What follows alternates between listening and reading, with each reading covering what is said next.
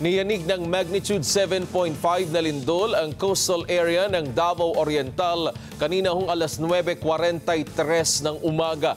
Una nang itinaas sa magnitude 7.6 ang lindol, ngunit ibinaba sa 7.5 kung saan ang episentro nito natukoy sa karagatan ng Manay, Davao Oriental. May lalim ang lindol na 20 kilometers. Samantala, naramdaman rin ang intensity 5 sa Davao City habang intensity 4 naman sa Bislig City, Surigao del Sur. Naitala rin ang instrumental intensity sa mga sumusunod na lugar.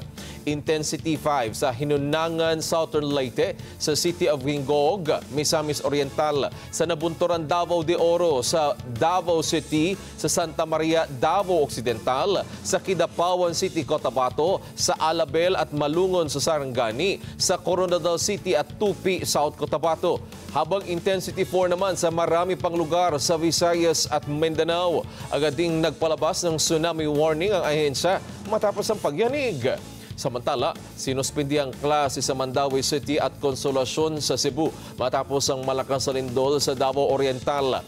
Nagsuspindi rin ng klase ang Davao City at inaasahan pang marami ang magsususpindi ng klase at pasok sa mga tanggapan kasunod ng lindol. So as we speak, information from PHIVOLCS state that the first wave is expected between 9:43 up to 11:43 a.m. So we urge everybody to cooperate and execute evacuation procedures.